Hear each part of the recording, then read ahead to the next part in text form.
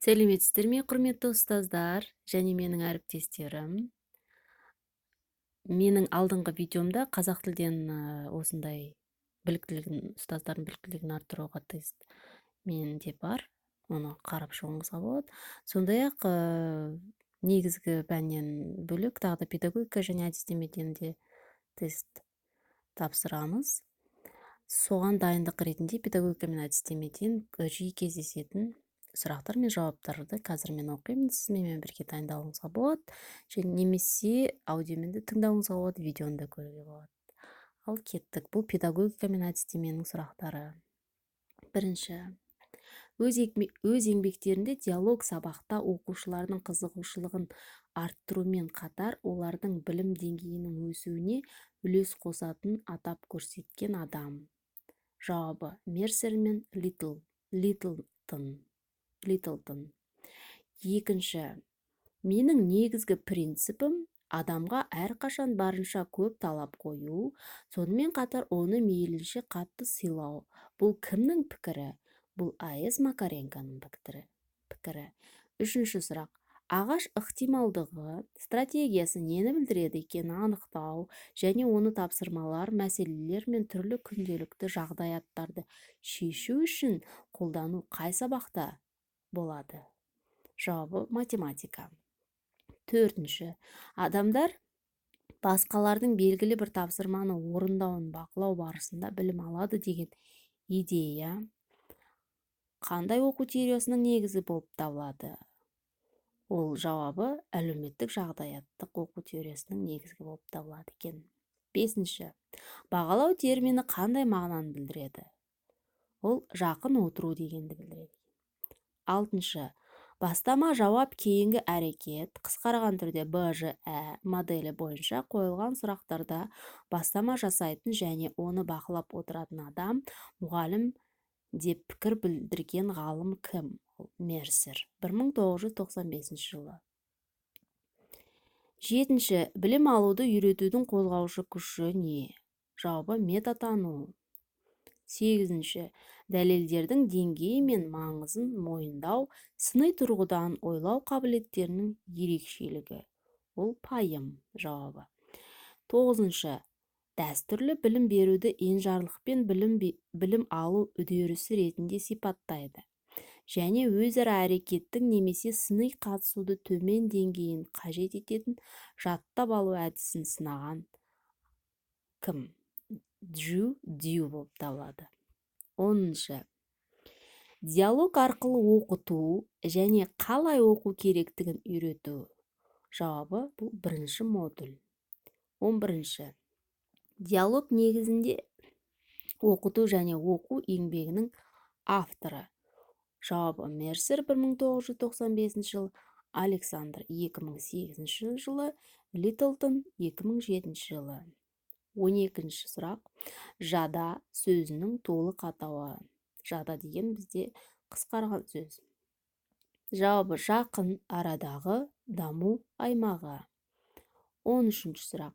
Жақын арада даму аймағы ұғымын енгізген ғалым кім? Жауабы: Эльса Выготский. 14. Жақын отыру дегенді білдіретін латын сөзінен шыққан термин. Жауабы: бағалау термині. 15. Жер сілкінісі күші салдарлары тақырыбындағы бейнематериал көрсетіледі. Балалар куә ретінде жер сілкінісі болған аймақтағы өз сезімдерін әңгімелейді. Жауабы: әңгімелеуге идея дайындау. 16. Зияткерліктің өзара байланысын көрсету мүмкін емес деген пікірді білдірген ғалым кім? Жауабы: Говард Гарднер. 17. Кейс стади сыныптардың әрқайсысында талантты және дарынды балаларды анықтау жөнінде әртүрлі әдістерді қолданып суреттейтін жоба саны. Олар 3 жоба. 18. Көзге көрінетін оқыту жетістіктерге қатысты 800-ден астам мета-анализдердің синтезі кітабының авторы кім? Жауабы: Джон Хетти. 19. Қалай оқу керектігін үйрету моделінің атауы қандай үдеріске жатады? Жауабы: өзін-өзі реттеу үдерісі. 20.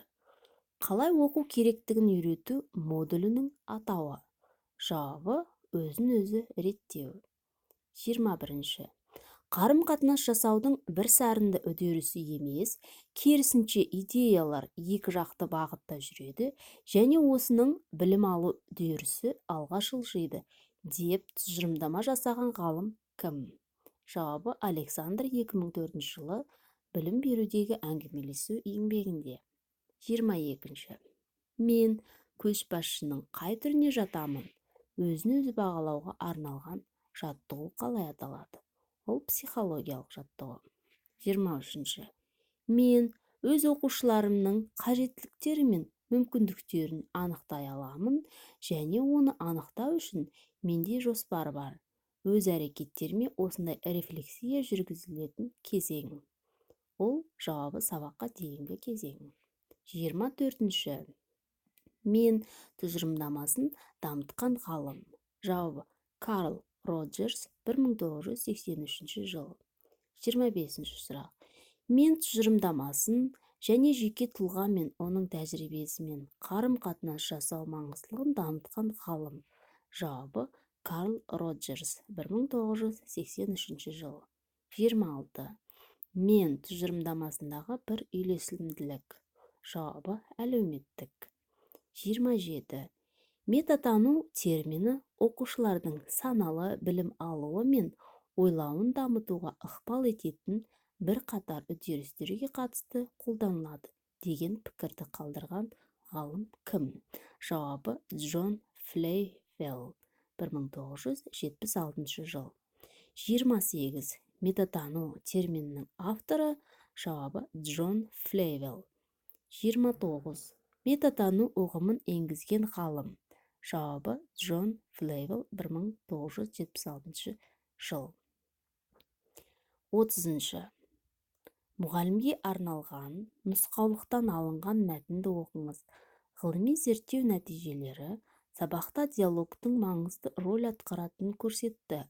Мерсер мен Литлтон 2007 жылы өз еңбектерінде диалог сабақта оқушылардың қызығушылығын арттырумен қатар, олардың білім деңгейінің өсуіне үлес қосатындығын атап көрсетеді. Зерттеулерде ересектермен интерактивті қарым-қатынас пен достарымен бірігіп жүргізілген жұмыстың балалардың оқуына және когнитивті дамуына әсер ететіндігін айтылған. Төменде келтірілгендердің қайсысы Мерсер мен Литлның диалогтық оқыту мен оқу туралы идеяларына қатысты емес? Жауабы: мұғалімдер сабақта көп сөйлеулері керек. Міне осындай видео түсірдім сіздерге педагогика мен әдістемеден. Егер толық нұсқасы қажет болса, ол үшін менің каналыма жазылыңыз және төменде көрсетілген WhatsApp номерге өтініш жібересіз және барынша көп бөліссеңіз, яғни репост жасап, басқа топтарға, WhatsApp-тағы басқа да әлеуметтік желідегі топтарға жіберіп, репост көбірек жасап, соны маған WhatsApp номеріме жазсаңыз, мен толық нұсқасын дайындалуға осы оқулықты электронды формасын сізге жіберемін. Көріп тыңдағандарыңызға рахмет. Сау болыңыздар.